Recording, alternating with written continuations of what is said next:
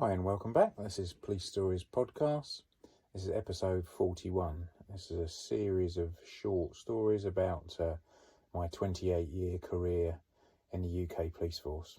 Hopefully you've been finding it interesting. Thanks for coming back, or welcome if this is your first time.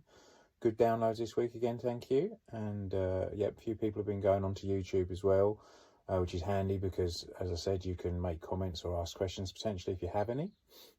So at this point, if you've been listening so far, you'd know where I'm at, but just a quick catch up if this is the first one you're listening to. I've just transferred into the Met, the Metropolitan Police Force, the largest police force in the UK that covers central London, or in fact all of London. And I've gone back onto uniform response, so I'm doing your sort of bog standard police work, if there is such a thing. Some people still perhaps look down at, uniform cops as being, bottom of the barrel, and why haven't they got promoted, and why haven't they done, this, that and everything else. But the reality is, as I've said many times, you can't get any more varied than that. So for me, there was a lot of sort of cultural differences. I'd come from a small force that had, sort of 3,000 cops in it, up to the Met, which is 46,000. Obviously, it's the big bad London, capital city of the UK, definitely has its issues, as all cities do throughout the world, no doubt. But the policing style was very different as well. And we talked briefly, I think, last week about how, my mindset had to change, and that we stopped a 14-year-old lad, carrying a loaded firearm, and it did open my eyes a bit to the fact that, you basically have to assume kind of everyone is carrying something bad and is out to hurt you, and that way, that's the starting point, and you can come down from there once you establish. Hopefully that's not the case. And because people will always say, why do cops always assume the worst of people? Why do cops always think bad of people? But the unfortunate fact is that, virtually all of your career you spend dealing with, probably 10% of the population, which are, out to get you and do bad things. It's actually quite rare for you to come across decent people to a degree, because you're just dealing with this same small pool of people that cause you the same problems. And it's only when occasionally they dip into the outside world that more regular members of the public get involved. Particularly true of the sort of gang scene, which is a massive thing in London, and something which wasn't really prevalent, or in fact present at all actually in the force I'd come from. But where I was working now in South London, there was probably 40 odd gangs, and these gangs were very much sort of postcode based. The various beef, as they would call it, they had in between themselves, both infighting and with other gangs, would be down to the controlling of the drugs trade, and quite often just a respect matter. You only had to have somebody from the wrong postcode area look at someone, with a sideways glance, and the fact that they'd been disrespected was enough for them to think it was quite legitimate to go and stab that person, which, having come from, a smaller force, that was quite a culture shock, and took a bit of, getting your head round. But fairly early on, I had a call to, and this was a change, and not necessarily a bad one, had a call quite early on, in fact, probably within the first day or two of me arriving, to I think it was just a disturbance in the street, just two females causing disturbance, as basic as a call as it gets. And we turn up, and sure enough, there's two females, I think it was a male as well, involved in what looked like a minor, sort of verbal argument in the street, nothing too heavy. And as we pulled up in the car, in fact, we hadn't quite come to a stop, we were just pulling up in the car, one of the females pulled out from her waistband a really large, kind of 12-inch long carving knife, and proceeded to chase one of the other girls with it. So I'd not really come to a stop, and I remember that because my partner for the day had basically cracked the door open and had leapt out while the police car was still moving. I hadn't even had the time to stop it, So I quickly brought it to a stop, and this woman with the knife disappeared off after this other woman straight into a sort of block of flats and out of view. So I put up on the radio, and you've got to be careful what you say here, because you start saying urgent assistance or need more units on the hurry up, and that you can give the wrong impression. You can get yourself a bit of a reputation for panicking or sort of calling up for people when you don't necessarily need it. But so I just put out what I was seeing. Basically, I just said, got a female with a large carving knife in the street, and that was all I put out, and that way people can make up their own mind. Well, hang on a sec, this guy probably needs some other people there. So then I was in hot pursuit of this female along with my pal, and we went into a typical sort of London flat that was set over about 5 floors typically, and we raced off up the stairs after this girl. By the time we got to about the 5th floor, everyone was blowing, as you can imagine. It's a fair old run up all those stairs. And the knife had been dumped in the hallway just outside a flat, and we were able to pretty much put the door of the flat in. I think it was partially open anyway, and we'd had a good look at her, so we knew which one had the knife. So we managed to get hold of her and drag her back out. She was arrested for possession of this knife, and because we'd both seen her with it. She might have dumped it, in the hallway, but it didn't mean that, it didn't happen. And then you can start obviously gathering evidence in terms of getting your CCTV, finding other witnesses, etc. But she was handcuffed, we'd recovered the weapon, and we were walking back down the stairs with her. Now, the time it took for us to arrest her and get down to sort of street level again must have been 2 or 3 minutes, it was no more.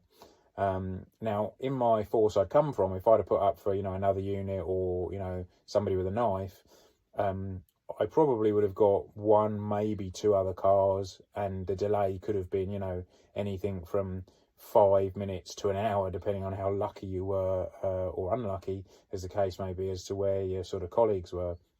We came out onto the street to find what I thought was like a police roadshow. There was something like a dozen police cars out there, both marked cars, area cars, which we'll talk about in a minute because there's something slightly different to the Met. Unmarked cars, there was dog vans, there was TSG, which is the unkindly named Thick and Stupid group. They're the riot teams, basically, from the Met, very, very fit guys and girls that are trained to the highest level in all the public order stuff, and they will be going to the really nasty, riots and the sort of Cat A football matches, which we know are going to be a big problem with hooligans. But there was, so there was cars galore, there was unmarked, there was dog vans, there was 2 or 3 TSG vans, which each have kind of generally 6 cops and a sergeant in each one, It was just, ridiculous, but very welcoming, and once everyone realised, that we'd basically got the woman in custody and we recovered the knife, and that was it. Obviously, they started standing down and making their way off. But I said to my colleague who I'd been with, I cannot believe the response we've had. It's incredible. And he said, oh, yeah, if you put up for another unit here, you're going to get a good response, and you need it. And the only thing was, in some respects, it changed your policing for the worse, because back in my old force, you'd have been very mindful of, your communication skills. And if you think you've got 20 minutes before the next backup, cop arrives to help you, then you definitely have to use those power sort of communication skills to save yourself getting a kick in, quite frankly. But the thing was, in the Met, you knew that 2 minutes away, no matter where you were in London, there was going to be good backup, and certainly 5 minutes, there was going to be lots of people there.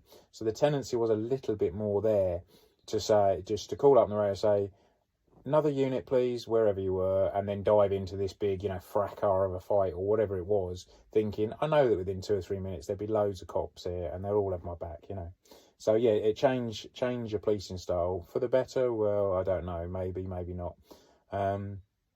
So that was quite an interesting change for me, for sure, and that was literally like day 1 or 2. So I learned that there's a lot of cops there to come to your aid, which is good and definitely, as we'll see, needed for sure.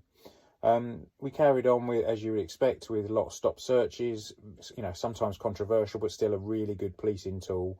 I think it becomes more controversial because of the types of people it potentially targets, and you'll always get a hard time, no matter who you stopped. They say, you're only stopping me because I'm black, white, young, old, fat, thin, it doesn't matter what they were, that was the reason why you targeted them, and not the fact that there'd just been a robbery around the corner and they were the perfect description for it, But have to get used to other things as well. So we talked about in the last episode about how you've got to really watch people's hands, and people cannot have hands in pockets when they're talking to you. You either take hold of their wrists or you make sure they keep their hands out of pockets and in your vision at all times, so they can't, grab anything without you realising. But the other thing that I started finding, and it took, again, sort of my new colleagues who'd experienced this to explain it to me, if you stop someone, you know, and you might find a weapon on them, it could be, you know, a knife, it could be a bat, it could be a machete, it could be whatever, you know, be amazed who'll have iron bars tucked down, you know, sort of things you wouldn't believe, but all sorts of weapons that you'd expect. But they were very clearly weapons, you know, there's no doubt. Well, I started searching people and finding bike spokes on them. So, you know, the thin spokes that you get from the centre of a bicycle wheel, you know, very, very thin pieces of metal with sort of sharp ends either end. I started finding these on people, and I was saying to the guys I was working with, what is this all about? Why are they carrying bike spokes?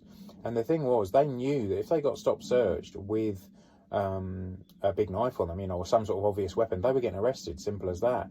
But for a little while, it muddied the waters because we were finding bike spokes on them, and what they were doing is, rather than stab each other with knives, they were stabbing each other with bike spokes, but they knew that they had to aim these things in the side of each other's ribs, because then if they could puncture a lung, then they could cause you, you know, a big problem medically. I think it was called a pneumothorax, where basically one of the lungs collapses.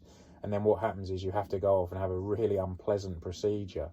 And several times I sat in sort of A&Es looking after people that had been either stabbed or arrested or both. And one of their lungs had collapsed because they'd been stabbed with these bike spokes. And the way round it is they have to put a drain in. So they basically make an incision in the side of the rib cage. I probably should have put a warning before I started talking about this, by the way, but it's a bit late now.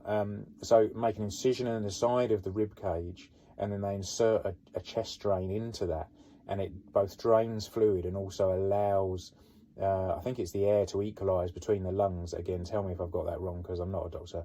But that way the lung can reinflate and it drains any fluid out of it. But it's a very, very painful procedure. And, you know, there was these people, and very quickly you get to know the sort of gang members and the gang leaders on your ground. You know, sometimes even by sort of first name terms, they'd know you. You know, on the streets with their pals, of course, they're big men, they're tough, you know, nothing can touch them, and they're real hard men, you know. But when you've got them A&E by themselves, and you've got, you know, potentially a dainty little medical member of staff who's got a scalpel and is just making this, what looks like quite a neat incision in their side, it's absolute agony for them, especially when they start inserting this, you know, I wouldn't say quite a piece of guttering, but, you know, quite a big tube in their side into their lung. And honestly, they were crying, asking for their mum, you know, screaming and all the rest of it, which you wouldn't mention again until you were on the street, and then they started mouthing off to you and telling you how they were going to do all sorts of unpleasant things to your family or whatever, and you'd be like, oh yeah, I remember you, that's right, I saw you at A&E the other week, didn't I remember you crying and asking for your mum. And of course that always shut them up pretty quickly. But you had to learn how to deal with the gang types quite early on, because they would definitely try and intimidate you and sort of walk all over you if they could. Yeah, the gangs were a big issue. The other thing they had a lot was trophy dogs. So they had a lot of fighting dogs, particularly a type called canary dogs, which if you Google them, you'll see the horrible things. They're basically dogs with kind of muscles on their muscles. They're massive, massive dogs. They bred them to fight each other, to attack other gang members, and to generally be, you know, nasty things. Now, I love dogs. I've always had dogs throughout my life, but these things, you know, they were like dinosaurs, you know, they were horrible. They were great white sharks, you know, with tails. They were really nasty things, and quite regularly you get called to dog fights in parks and things, turn up and there'd be you know, seriously injured dogs there, or the dogs would be, you know, even worse, kind of set on cops that were arriving.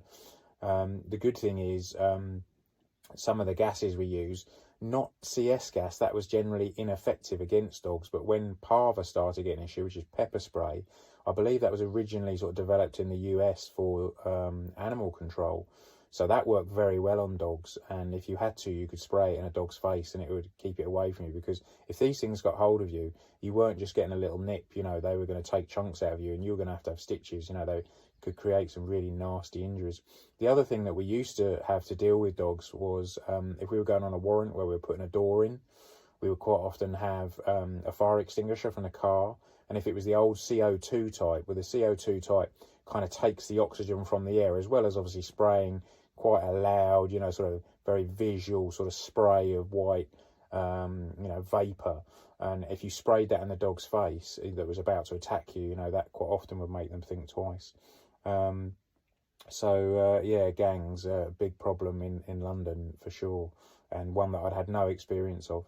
So we talked briefly earlier about area cars, also called RT cars, which means, I think, radio transmission cars, or maybe radio telephony. It's an old adage. So most UK forces basically have, police cars with cops in them, and they're generally response cars. So people that have basic blue light training, they are the ones that respond out to the 999 calls.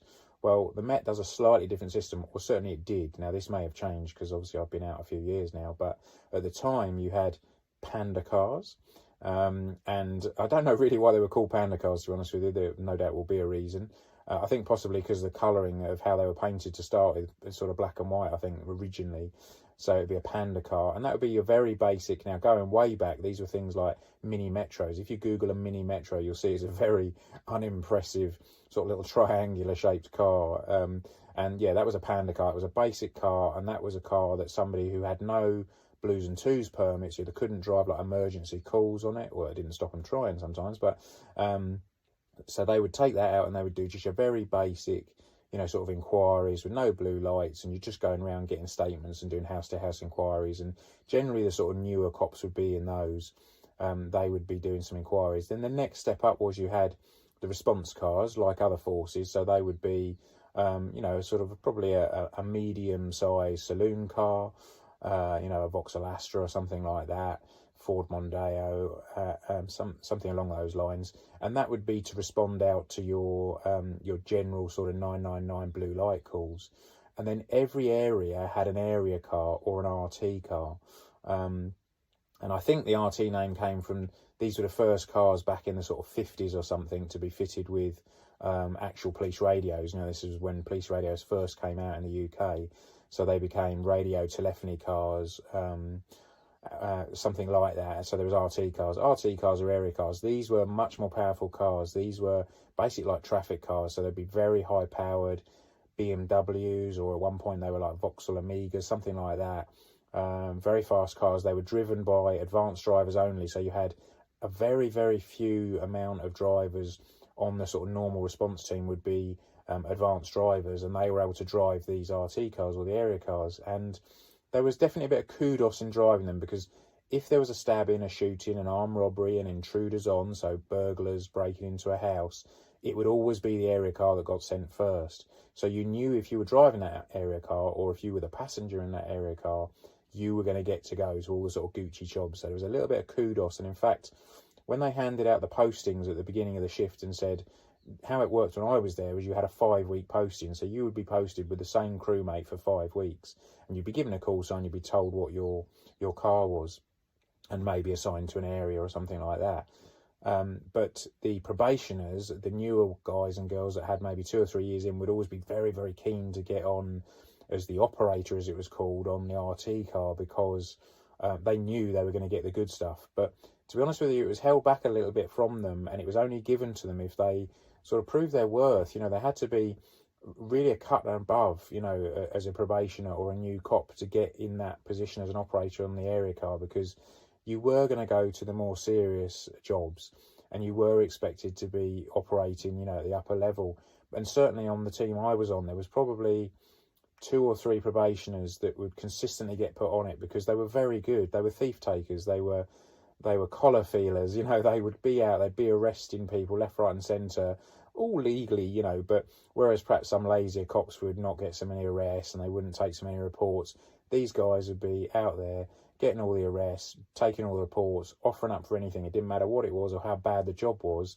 They'd be like, yeah, I'll do that. And that got noticed. And their treat, if you like, their gift for doing that and for being busy was that they went on the RT car. Well, when I arrived in the Met from my force, I was already an advanced driver, which was quite unusual. And I had to go off and do a check test initially with somebody local to see that, if they thought I was up to the standard of an advanced car driver. So I went out for a very quick kind of 15-minute blue light run around the block, really, with one of the sort of guys that was also a driving instructor on the team.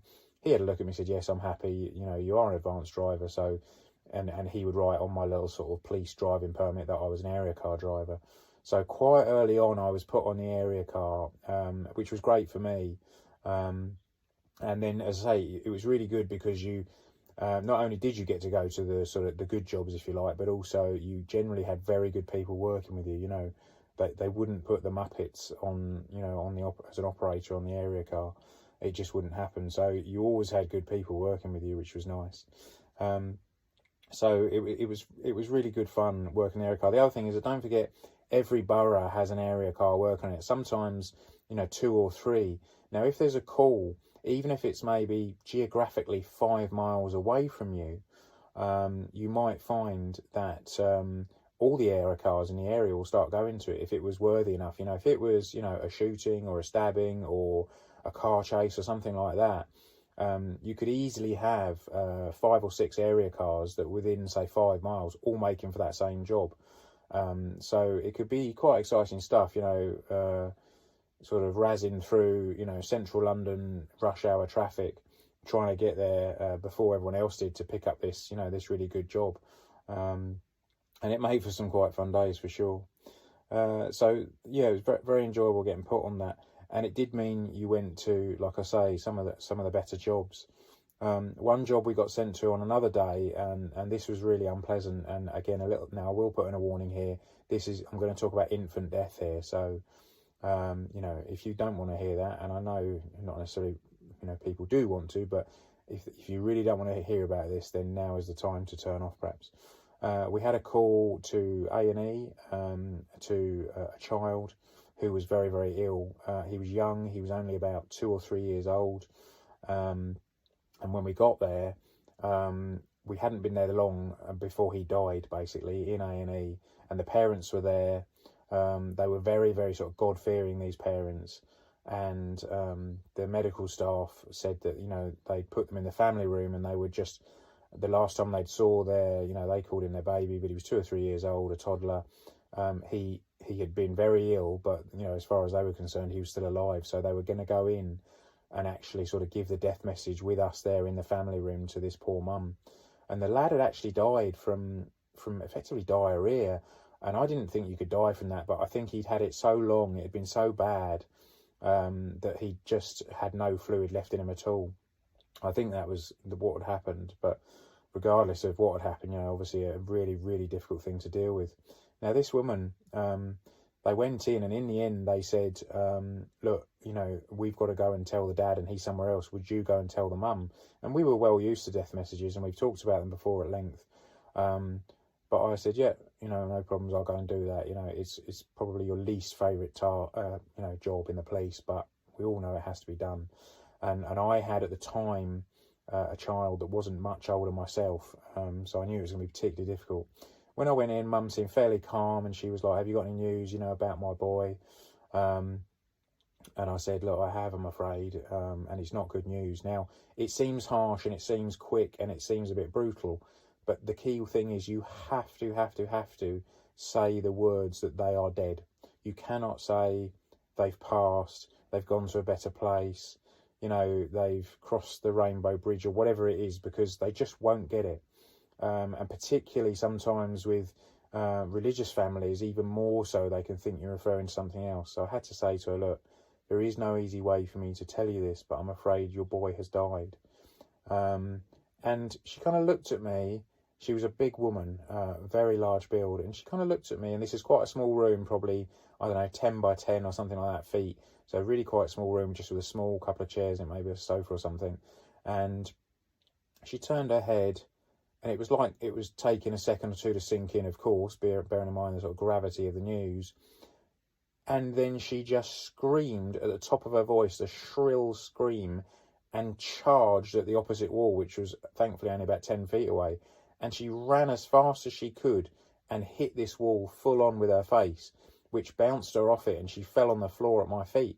And before I could say anything, she was up again with surprising kind of speed and dexterity, turned around and ran the same at the other wall. And she did this about 4 or 5 times before I could stop her.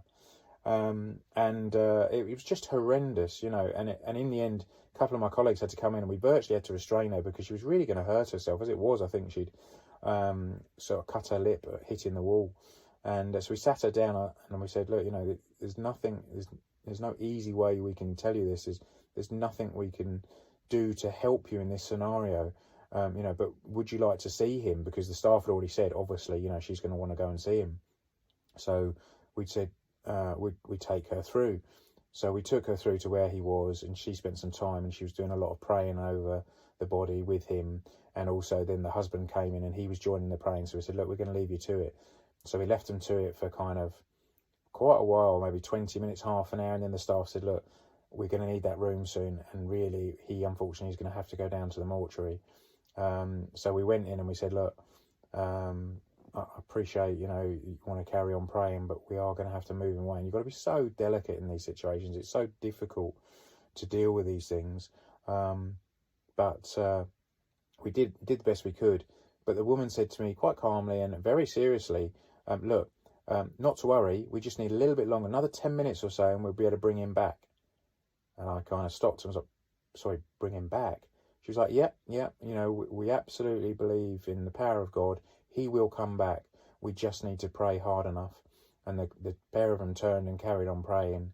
So we went out the room again. I said to the medical staff, look, they're really struggling with this, as you'd expect. Can we give them a few more minutes? Sure, yeah. So they had another, 5 minutes or something. And I went back in. I said, look, I'm really sorry, but we're going to have to move him. And we just need another 5 minutes or so, 5 or 10 minutes. We'll be able to bring him back. No problems at all. And then we can all leave and we can forget all about this, And you're saying, look, I don't know how to break this to you. That isn't going to happen. There isn't going to be any forgetting about this. I'm sorry, but you are just not going to bring him back. And it was terrible, really. And eventually, and I'm really talking eventually, probably another hour before we managed to convince them to actually leave that room and for him to be taken off to the mortuary. So it was a terrible job, and I'd never quite seen a reaction like that to a death message. I think we talked way back in very early episodes about death messages, and all the different reactions, but that was probably the worst reaction I ever had to one.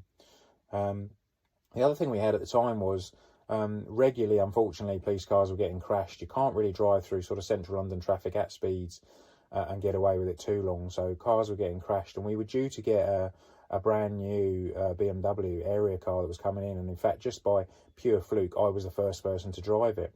Now it came in and all the others were joking, I bet you'd like a good long run in that sort of thing to really, see what it can do.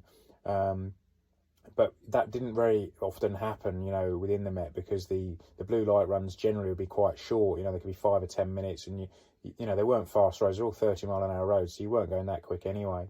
But on this occasion, we had a female colleague whose husband was also a police officer, and he was going through a very nasty trial with a really, really well-known sort of South London crime family, if you like, which had involved a death. And as a result of that, he'd had some death messages and some death threats against him. So this colleague of mine was off duty, but she'd rung into the office, spoke to the inspector and said, look, there's threats against my other half, and there's 3 guys in a car I don't know, and they're hanging around outside my address. It might be nothing, but I'm really worried about them, and she thought she'd maybe recognise one of them, but she wasn't 100% sure. So the inspector came and saw me, and he said, you just got that new area car.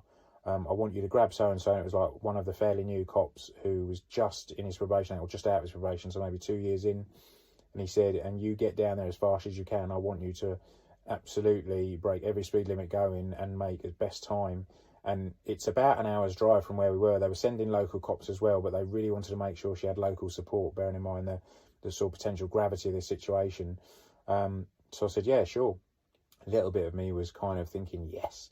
But we got in this car and we went out the backyard, and we had a short drive, maybe 10 minutes or so across town on the blue lights, relatively slow speed because of traffic and what have you. And then we were onto the motorways. And then there was a motorway for about the next kind of 20 or 30 miles straight down south to where this colleague of ours lived.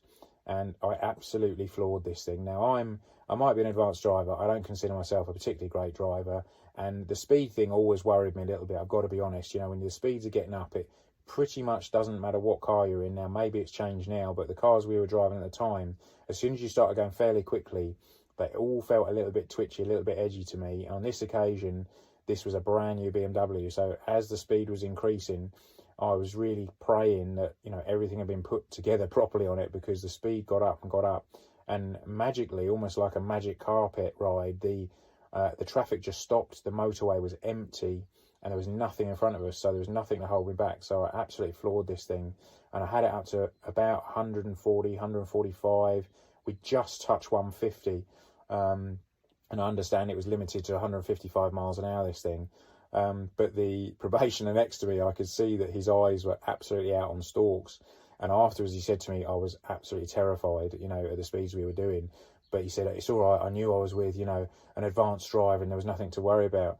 What I didn't tell him was that I was probably more worried than him, because at those sort of speeds, at 150 mile an hour, everything happens very, very quickly. And it felt like we were on a knife edge. You know, it felt one tiny wrong move, or a car had suddenly appeared, you know, or a little bit of debris on the road or something like that, and we'd have lost it, you know. And if you'd lose it at that speed, then you know, it would be a massive, probably fatal accident. So it was pretty scary for me as well, I can tell you. But I didn't let on, of course, to him. I just shrugged it off, like, well, area car drivers, don't we do that all the time, you know, which was definitely not the case. So anyway, we got down to our colleague's house, and thankfully local cops had arrived, although not that long before us. And in fact, I'd made the hour's journey in about 35 minutes, which they couldn't quite believe when I told them on the radio that we were there.